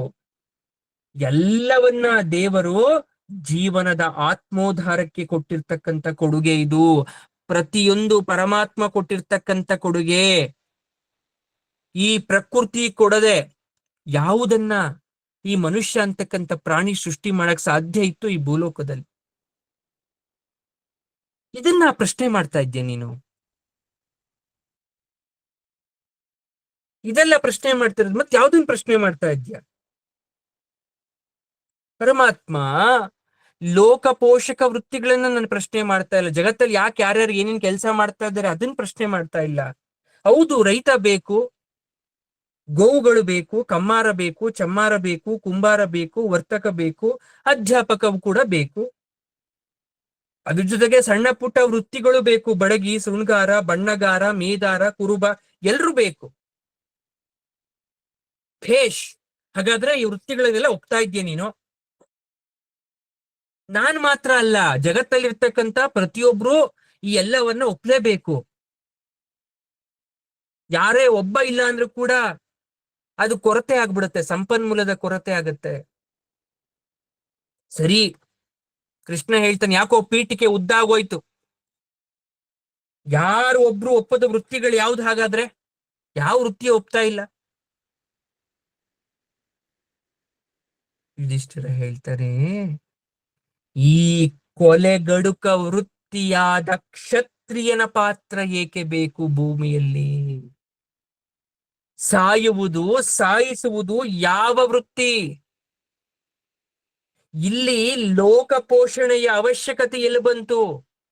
ಇವರೆಲ್ಲ ಲೋಕ ಪೋಷಣೆ ಮಾಡ್ತಾ ಇದ್ದಾರೆ, ಒಂದಲ್ಲ ಒಂದ್ ಕೆಲಸ ಮಾಡ್ತಾ ಇದ್ದಾರೆ. ಆದ್ರೆ ರಾಜ ಸಾಯಿಸೋದು, ಸಾವಿನ ಮೇಲೆ ಮನೆಯನ್ನ ಅಥವಾ ರಾಜ್ಯವನ್ನ ಕಟ್ಟೋದು, ಇವನ್ ಯಾವ ರೀತಿ ಒಳ್ಳೇದ್ ಮಾಡ್ತಾ ಇದ್ದಾನೆ ಹಾಗಾದ್ರೆ ಪ್ರಪಂಚಕ್ಕೆ? ಯಾವ ಸಂದೇಶವನ್ನ ಕೊಡ್ತಾ ಇದ್ದಾನೆ? ಒಂದು ಕ್ಷಣ ಸುಮ್ಮನಿದ್ದಂತ ಕೃಷ್ಣ ಜೋರಾಗಿ ನಗ್ತಾನೆ. ಇದಿಷ್ಟು ನಿಂಗೆ ಅರ್ಥ ಆಗಲ್ಲ. ಕೃಷ್ಣ ತಡವಾಗಿ ಮಾತನ್ನ ಹೇಳ್ತಾ ಇದ್ದಾನೆ. ಏನಂತ? ನಿನ್ನ ತಿಳುವಳಿಕೆ ಇಷ್ಟೇನಾ? ನಿನ್ನನ್ನ ಲೋಕ ಧರ್ಮರಾಜ ಅಂತ ಕರೆದಿದ್ದು. ನಿಮ್ಮ ತಂದೆ ನಿನಗಿಟ್ಟ ಹೆಸರು ಯುಧಿಷ್ಠಿರ, ಅಂದ್ರೆ ಯುದ್ಧದಲ್ಲಿ ಕಾಲು ಹಿಂತೆಗೆದೆ ಮುನ್ನುಗ್ಗುವವನು ಅಂತ ಅರ್ಥ. ಗಟ್ಟಿಯಾಗಿ ನಿಂತು ಹೋರಾಡುವ ವೀರ ಅಂತ ಅರ್ಥ. ತಂದೆ ತಾಯಿ ಇಟ್ಟ ಹೆಸರಿಗೆ ಕಳಂಕ ಬರೋ ತರ ಮಾತಾಡ್ತಾ ಇದೆಯಲ್ಲ. ಹಾಗಲ್ಲ ಪರಮಾತ್ಮ.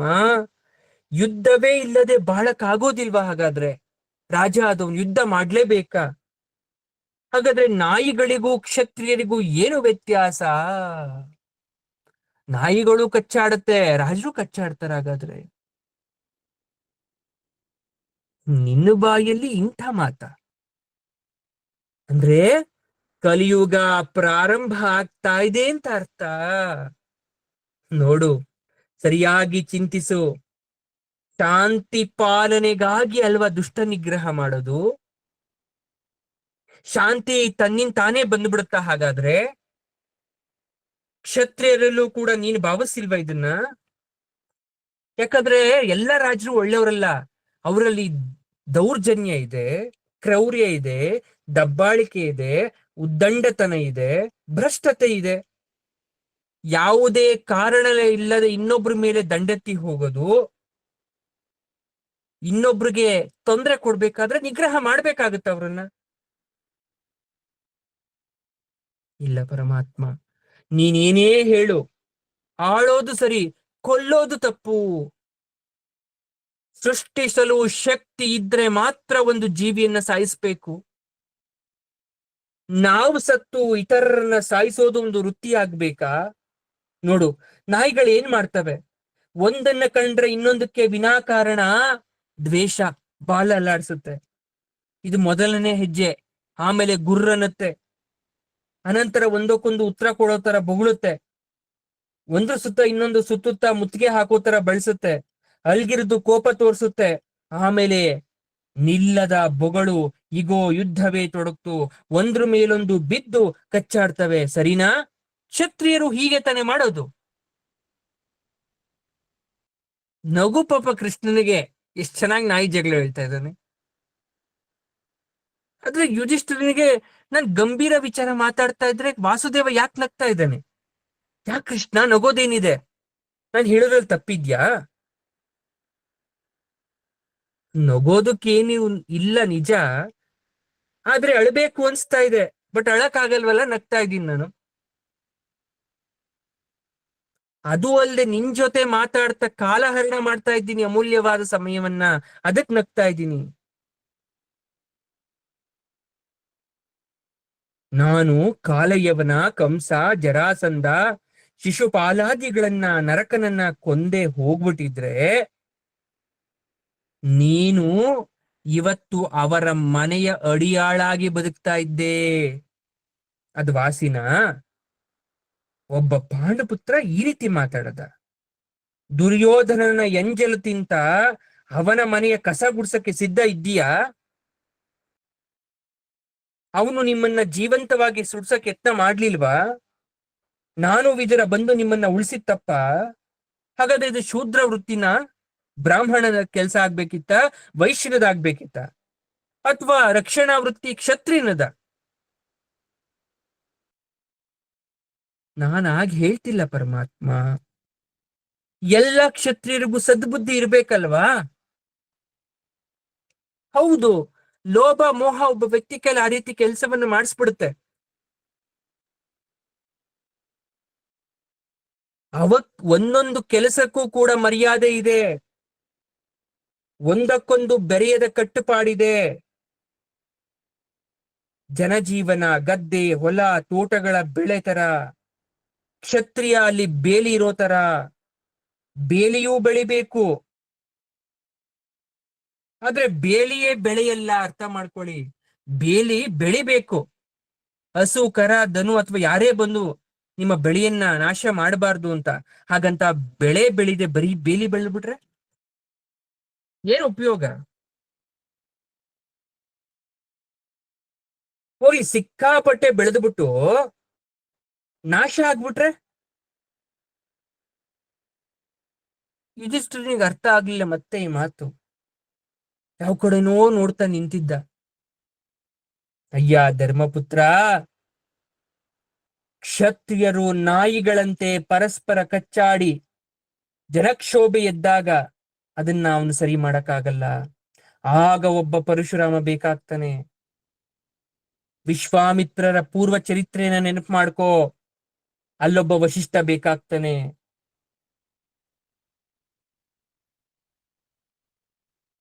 ಹಾಗಾದ್ರೆ ಭೀಷ್ಮರು ಉತ್ತಮ ಕ್ಷತ್ರಿಯರಲ್ವಾ? ಯಾಕೆ ಅವ್ರು ಹೋಗಿ ಕೌರವರ ಹತ್ರ ನಿಂತ್ಕೊಂಡ್ರು? ಅಲ್ಲಯ್ಯ, ಪ್ರಶ್ನೆ ಉತ್ತರ ಎರಡು ನೀನೇ ಕೊಟ್ರೆ ನೀನೇ ಯೋಚನೆ ಮಾಡು. ಉತ್ತಮ ಕ್ಷತ್ರಿಯ ಆದ ಮಾತ್ರಕ್ಕೆ ದುರ್ಯೋಧನನ ನಿಗ್ರಹ ಮಾಡಕ್ ಸಾಧ್ಯನಾ? ಪರಶುರಾಮನ್ ಜೊತೆನೇ ಯುದ್ಧ ಮಾಡಿದಂತವನು ಭೀಷ್ಮ. ಅವನು ಉತ್ತಮ ಕ್ಷತ್ರಿಯನೋ ಅಧಮ ಕ್ಷತ್ರಿಯನೋ? ಬೆಳೆಯೊಳಗೆ, ನೀನು ಹೊಲದಲ್ಲಿ ಬೆಳೆದಿದೆಯಲ್ಲ ಬೆಳೆ, ಆ ಬೆಳೆಯೊಳಗೆ ಮುಳ್ಳು ಕಂಟಿಗಳು ಸೇರಿ ಬೆಳೆದು ಬಿಟ್ರೆ ಬೇಲಿದ್ ಯಾಕೆ ತಪ್ಪು? ಬೇಲಿನ ಯಾಕೆ ಆರೋಪ ಮಾಡ್ತಾ ಇದ್ಯಾ? ರೈತನೇ ಕುಡ್ಕೋಲಿಂದ ಕುಯ್ದಾಕ್ಬಿಟ್ರೆ ಆಗೋಯ್ತು. ಕಳೆ ಕೀಳ್ಬೇಕಲ್ಲ, ಕಳೆ ಕಿತ್ತು ಬಿಟ್ರೆ ಆಯ್ತು. ಗುದ್ದಲಿಯಿಂದ ಕಿತ್ತು ಬೇರನ್ನ ಎಸ್ದು ಬಿಟ್ರೆ ಆಯ್ತು. ಇದು ದ್ವಾಪರಾಂತ್ಯ. ನಿನ್ನ ಗುರು ದ್ರೋಣನಿಗೇಕೆ ನಿಮ್ಮ ಮೇಲೆ ಕೋಪ? ನಿನ್ನ ಪತ್ನಿ ದೃಪದನ ಮಗಳು ಎಂಬ ಕಾರಣಕ್ಕ ಹಗೆತನ ಬ್ರಾಹ್ಮಣನ ಲಕ್ಷಣನ ನಿನ್ನ ತಾತ ನಿನ್ನ ಗುರು ಇಬ್ರು ದಾರಿ ಬಿಟ್ರೆ ಸರಿ ಮಾಡೋರು ಯಾರು? ನೀನೇ ಮಾಡ್ಬೇಕಪ್ಪ. ಚಕ್ರವರ್ತಿ ಪದವಿಗೇರಿದ ನೀನಲ್ಲದೆ ಬೇರೆ ಯಾರು ಬರ್ತಾರೆ? ನೀನು ಮೋಸ್ತಲ್ ಸೋತೆ. ಅರಣ್ಯವಾಸದಲ್ಲೂ ಶ್ರೀರಾಮ ದುಷ್ಟ ನಿಗ್ರಹ ಮಾಡ್ಲಿಲ್ವಾ? ಅವನ್ ರಾಜ ಆಗಿದ್ದಾಗ ಏನಾದ್ರು ರಾವಣನನ್ನ ಕೊಂದ ಅಥವಾ ಅರಣ್ಯವಾಸದಲ್ಲಿ ಇರ್ಬೇಕಾದ್ರೆ ಕೊಂದ? ಯಾವ ಮಂತ್ರೆ ಕೈಕೇಯಿ ಅದನ್ನ ತಡಿಯಕ್ ಬರ್ತಾ ಇದ್ಲು? ಯೋಚನೆ ಮಾಡು. ಹುಟ್ಟಿನಿಂದ ಯಾವ ಮನುಷ್ಯನಿಗೆ ಯಾವ ಸ್ವಭಾವ ಇರುತ್ತೋ ಅದು ಅವನ ಜಾತಿ. ಬ್ರಾಹ್ಮಣರಲ್ಲಿ ಹುಟ್ಟಿದ ತಕ್ಷಣ ನೀನು ಬ್ರಾಹ್ಮಣನಂತ ಅನ್ಸ್ಕೊಂಡ್ಬಿಡಲ್ಲ. ನೀನ್ ಆ ರೀತಿ ನಡ್ಕೊಳ್ತಾ ಇದ್ದೆ ನಿಜವಾಗ್ಲು? ನಿನ್ನ ಧರ್ಮಕ್ಕೆ, ನಿನ್ನ ವರ್ಣಕ್ಕೆ ಗೌರವ ಕೊಡ್ತಾ ಇದ್ರೆ ನೀನು ಬ್ರಾಹ್ಮಣ. ಶೂದ್ರನ ರೀತಿ ನಡ್ಕೊಂತಾ ಇದ್ರೆ ಶೂದ್ರ ನೀನು. ಹಂಗಂತ ಶೂದ್ರ ಕೆಳಜಾತಿಯವರು ಅಂತಲ್ಲ. ಶೂದ್ರರಿಗೂ ಕೂಡ ಸ್ಥಾನಮಾನ ಇದೆ. ಎಷ್ಟೋ ಜನ ಶೂದ್ರರು ಬ್ರಾಹ್ಮಣರಂತೆ ಬದುಕ್ತಾ ಇದ್ದಾರೆ. ಈಗ ಯುಧಿಷ್ಠಿರನಿಗೆ ಸ್ವಲ್ಪ ಜ್ಞಾನೋದಯ ಆಯ್ತು. ಆದ್ರೂ ಹಿಂಜರಿಕೆ. ಕೃಷ್ಣ, ನನ್ಗೇನು ತೋಚ್ತಾ ಇಲ್ಲ. ದೊಡ್ಡಪ್ಪ ನನಗೆ ಹಿರಿಯ, ಪೂಜ್ಯ, ಆದ್ರೆ ಪುತ್ರ ಮೋಹದಲ್ಲಿ ಸಿಲುಕೊಂಡ್ಬಿಟ್ಟಿದ್ದಾನೆ. ಅವನನ್ನ ಈ ಪಾಶದಿಂದ ಬಿಡಿಸೋದ್ ಹೇಗೆ? ಅರ್ಥ ಸಿದ್ಧಿ ಧರ್ಮ ಪ್ರಾಪ್ತಿ ಎರಡೂ ಆಗ್ತಕ್ಕಂಥ ಉಪಾಯವನ್ನ ಹೇಳ್ತ್ಯ. ಹಾ, ಈಗ ಬುದ್ಧಿ ಸ್ಥಿರ ಆಗ್ತಾ ಇದೆಯಾ ನಿನಗೆ? ಆದ್ರೆ ನೀನು ಒಪ್ತೋ ಇಲ್ವೋ ಒಂದು ದಾರಿ ಹೇಳ್ತೇನೆ. ಯುದ್ಧ ನನಗೂ ಬೇಡ, ಯಾರಿಗೂ ಬೇಡ. ಅಸಂಖ್ಯಾತ ಪ್ರಾಣಿ ಹತ್ಯೆ ಆಗತ್ತೆ. ಕುದುರೆ, ಆನೆ, ಒಂಟೆಗಳು ಸಾಯ್ತವೆ. ಅವಕ್ಕೆ ಯಾವುದೇ ರೀತಿ ಪುರುಷಾರ್ಥ ಆಗ್ಬೇಕಾಗಿಲ್ಲ. ಪ್ರಾಣಿಗಳ ಪಾತ್ರ ಏನೂ ಇಲ್ಲ ಇಲ್ಲಿ. ಅಪಾರವಾದಂತಹ ಹಣವ್ಯಯ ಆಗತ್ತೆ. ಜನರ ತೆರಿಗೆ ಹಣ ಈ ರೀತಿ ಯುದ್ಧ ಭೂಮಿಯಲ್ಲಿ ಚೆಲ್ಲಿ ವ್ಯರ್ಥ ಆಗಬಾರ್ದು. ಎಷ್ಟೊಂದು ಸಂಖ್ಯೆ ಯೋಧರು ತಮಗೆ ಲಾಭ ಇಲ್ಲ ಅಂದ್ರೂ ಕೂಡ ಸಾಯ್ತಾರೆ. ಎರಡೂ ಕಡೆಯ ಕುಟುಂಬ ಬೀದಿ ಪಾಲಾಗುತ್ತೆ. ಸಮಾಜದಲ್ಲಿ ಜನಸಂಖ್ಯೆ ಕಡಿಮೆ ಆಗುತ್ತೆ. ಎರಡೂ ಕುಲಗಳ ಮೃತ್ಯುಪಾಶ ಕಾದು ನಿಂತ್ಕೊಂಡಿದೆ. ಅದನ್ನ ಬಿಡಿಸಿದ್ರೆ ನನಗ್ ತುಂಬಾ ಪುಣ್ಯ ಬರುತ್ತೆ. ನೀನ್ ಧರ್ಮ ಬಿಡೋನಲ್ಲ, ಅವರು ವೈರತ್ವ ಬಿಡೋರಲ್ಲ. ಕೃಷ್ಣ, ಅದ್ಯಾವುದೋ ದಾರಿ ಇದೆ ಅಂತ ಹೇಳ್ದಲ್ಲಪ್ಪ, ಬೇಗ ಹೇಳು. ನನಗೆ ಕಾಣದ ದಾರಿ ನಿನಗೆ ಕಂಡುಬಿಟ್ರೆ ನನಗೆ ಬಹಳ ಸಂತೋಷ. ಹೇಳು, ನನ್ನ ಕಡೆಯಿಂದ ಯಾವ ಸಹಾಯ ಆಗಬೇಕು? ಯುಧಿಷ್ಠಿರನ ಮುಖವನ್ನೇ ದಿಟ್ಟಿಸುತ್ತಾ ಕೃಷ್ಣ ಒಂದು ಮಾತನ್ನ ಹೇಳ್ತಾ ಇದ್ದಾನೆ. ಉಭಯ ಕುಲಗಳ ಶಾಂತಿಗಾಗಿ ನಾನೇ ಕೌರವ ಸಭೆಗೆ ಹೋಗಿ ಶಾಂತಿ ಸಂಧಾನದ ಪ್ರಯತ್ನವನ್ನ ಮಾಡಿ ಬರ್ತೇನೆ. ಯುಧಿಷ್ಠಿರ ಬೆಕ್ಕಸ ಬೆರಗಾಗ್ತಾನೆ. ಇದೇನು ಮಾತು? ಕೃಷ್ಣ ಯಾಕೆ ಸಂಧಾನ ಮಾಡಬೇಕು? ಕೃಷ್ಣನಿಗೆ ಏನು ಪ್ರಯೋಜನ? ಅವರ ಸಂಧಾನಕ್ಕೆ ಒಪ್ತಕ್ಕಂಥ ಪಿಂಡಗಳೆಲ್ಲ ಅವರು. ಕೃಷ್ಣನಿಗೆ ಏನಾದ್ರೂ ಕಂಟಕವನ್ನ ತಂದುಬಿಟ್ರೆ? ಈ ರೀತಿ ಯೋಚನೆ ಮಾಡ್ತಾ ಕೃಷ್ಣನನ್ನೇ ನೋಡ್ತಾನೆ. ಆಗ ಕೃಷ್ಣ ಮಾತಾಡ್ತಾ ಇದ್ದಾನೆ. ಏನು ಚಿಂತೆ ಯುಧಿಷ್ಠಿರ, ನನಗಾವ ಅಪಾಯವೂ ಕೂಡ ಸಂಭವಿಸಲ್ಲ. ನಾನು ಆಯುಧ ಸಮೇತನಾಗಿ ಅಂಗರಕ್ಷಕರೊಡನೆ ಬ್ರಾಹ್ಮಣ ಸಲಹೆಗಾರರ ಜೊತೆ ಹೋಗ್ತೇನೆ, ಚಿಂತೆ ಮಾಡ್ಬೇಡ. ಯುಧಿಷ್ಠಿರ ಹೇಳ್ತಾರೆ, ಪರಮಾತ್ಮ, ನನಗೆ ಆ ಚಿಂತೆ ಅಲ್ಲ. ನಿನ್ನಂತ ಮಹಾ ಮಹಿಮಾ ಆ ಧೂರ್ತ ನೀಚರ ಸಭೆಗೆ ಹೋಗಿ ಬರೋದು ನನ್ಗೆ ಕೊಂಚವೂ ಇಷ್ಟ ಇಲ್ಲ. ಮೊದಲನೆಯದಾಗಿ ಇದು ನಿಷ್ಫಲ ಶ್ರಮ. ಇಡೀ ಕ್ಷತ್ರಿಯ ಮಂಡಲವೇ ಅವನತ್ತ ವಾಲಿ ನಿಂತಿದೆ. ಎಲ್ಲರ ಅಭಿಪ್ರಾಯ ದುರ್ಯೋಧನನ ಕಡೆಗೆ ಇರಬೇಕಾದ್ರೆ ನಿನ್ ಪ್ರಯಾಣ ಬೇಕಾಗಿಲ್ಲ. ನೀನು ಹೋಗಿ ಬರೋದು ನನಗಲ್ಲ, ದೇವರಿಗೂ ಕೂಡ ಪ್ರೀತಿ ಇಲ್ಲ. ನನಗೆ ಸುಖ ಇಲ್ಲ. ನಿನಗೆ ದ್ರೋಹ ಬಗೆತಕ್ಕಂತ ಈ ಸಂಧಾನದಿಂದ ನನಗೆ ದೇವೇಂದ್ರ ಪದವಿ ಕೊಟ್ರು ನನಗೆ ಬೇಡ. ಅಯ್ಯ ಯುಧಿಷ್ಠಿರ, ಅವರು ಮಹಾ ಪಾಪಿಗಳು, ಯಾವುದಕ್ಕೂ ಅಂಜುವವರಲ್ಲ. ಇದನ್ನ ನನಗೊತ್ತು. ನನಗೆ ಕೋಪ ಬಂದ್ರೆ ಈ ಲೋಕದ ಎಲ್ಲ ಪುಡಿ ಅರಸರು ನನಗೆ ಎಷ್ಟು ಮಾತ್ರ. ಸಿಂಹದ ಮುಂದೆ ಯಾವ ಪ್ರಾಣಿ ನಿಲ್ಲುತ್ತೆ? ಇಷ್ಟೂ ಮೀರಿ ಅವರು ಅಪಾಯ ತರುವ ಸಂಭಯ ಬಂದ್ರೆ ಸುಟ್ಟು ಬಿಡ್ತೇನೆ ಅವ್ರನ್ನೆಲ್ಲ. ನಿನ್ ಕೆಲ್ಸ ಮುಗ್ದೆ ಹೋಗುತ್ತಲ್ಲ. ಇಲ್ಲ, ಇದು ಸರಿ ಎನಿಸುತ್ತಿಲ್ಲ. ನನ್ನ ಮೇಲೆ ತಪ್ಪಾರೋಪ ಬರಬಾರ್ದು. ಶ್ರೀಕೃಷ್ಣನೇ ಸ್ವಯಂ ಬಂದು ಒಂದು ಮಾತು ಹೇಳಿದ್ರೆ ರಾಜ್ಯ ಕೊಡು ಅಂತ ಕೊಟ್ಟು ಬಿಡ್ತಿದ್ವಿ. ನಾವೇನೋ ಬುದ್ಧಿ ಇಲ್ದಿರೋರು ಮನುಷ್ಯರು ಆಟ ಆಡ್ತಾ ಇದ್ದೀವಿ, ಬಿಗುಮಾನ ಇರುತ್ತೆ. ಆದ್ರೆ ಕೃಷ್ಣ ಬಂದು ಒಂದ್ ಮಾತು ಕೇಳಬಹುದಿತ್ತಲ್ಲ, ಸಂಧಾನದ ಕಾರ್ಯ ಮಾಡ್ಬೋದಿತ್ತಲ್ಲ ಅಂತ. ಏನಾದ್ರೂ ನಾಳೆ ದುರ್ಯೋಧನನ ಪಕ್ಷದವ್ರು ಮಾತಾಡ್ಬಿಟ್ರೆ ಏನ್ ಮಾಡೋದು ಯುಧಿಷ್ಠಿರ? ಹಾಗಾಗಿ ಅವರು ನುಣುಚಿಕೊಳ್ಳುವಂತಹ ಯತ್ನಕ್ಕೆ ನಾನು ಪೂರ್ಣ ವಿರಾಮವನ್ನ ಹಾಕ್ತೇನೆ. ನನ್ನ ಕಡೆಯಿಂದಲೂ ಕೂಡ ಹೋಗಿ ಸರ್ವ ಪ್ರಯತ್ನವನ್ನ ಮಾಡಿ ಬರ್ತೇನೆ. ಯುಧಿಷ್ಠಿರನಿಗೆ ಒಂದು ಕ್ಷಣ ಏನು ಅರ್ಥ ಆಗಲ್ಲ. ಆಮೇಲೆ ಇದು ಒಳ್ಳೆಯ ಆಲೋಚನೆ ಅಂತ ಅರ್ಥ ಆಗತ್ತೆ. ಯುದ್ಧ ತಪ್ಪು ಅಂತ ಅನ್ಸಿ ಮಾತು ಮುಂದುವರಿಸ್ತಾನೆ. ಹೇ ವಾಸುದೇವ, ನೀನು ಹಿತಚಿಂತಕ. ನಿನ್ನ ಯತ್ನಗಳು ತಂತ್ರಗಳು ಯಾವತ್ತೂ ವಿಫಲ ಆಗೋದಿಲ್ಲ. ನನಗೆ ಉಳಿದ ಸೋದರರು ಒಂದೇ, ನೀನೂ ಕೂಡ ಅವರಲ್ಲೊಬ್ಬ ಅಂತ ಅನ್ಕೊಂಡಿದ್ದೇನೆ. ನಿನಗೆ ಗೊತ್ತಿಲ್ಲದೆ ಇರೋದು ಏನೂ ಇಲ್ಲ.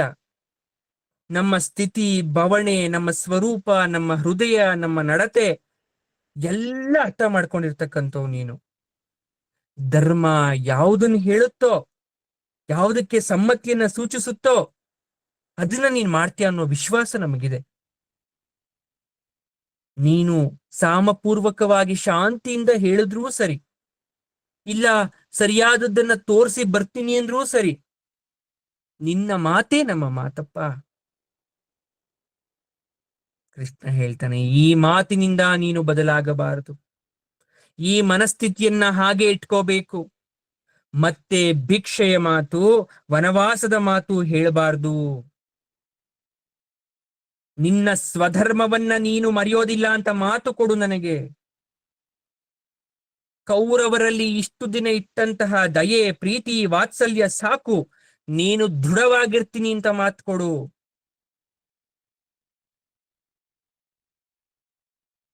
ಕೃಷ್ಣ, ನನ್ನ ಬಗ್ಗೆ ಇನ್ನೂ ಸಂಶಯವ ಪರಮಾತ್ಮ?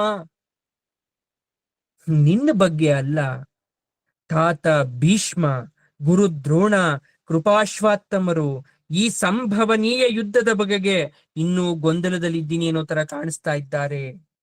ಯಾಕಂದ್ರೆ ದುರ್ಯೋಧನನ ಹಠ, ದೌರ್ಜನ್ಯ ಎಲ್ಲವನ್ನ ಗೊತ್ತು ಅವ್ರಿಗೆ, ಆದ್ರೂ ಅವ್ರು ಯಾವತ್ತೂ ಅವನನ್ನ ಬಿಡಕ್ಕಾಗಲ್ಲ. ಹಾಗಾಗಿ ನಾನೇ ಒಂದು ಮುಕ್ತಾಯ ಹಾಡು ಬರ್ತೇನೆ. ಯಾರು ರಾಜಕೀಯದಲ್ಲಿ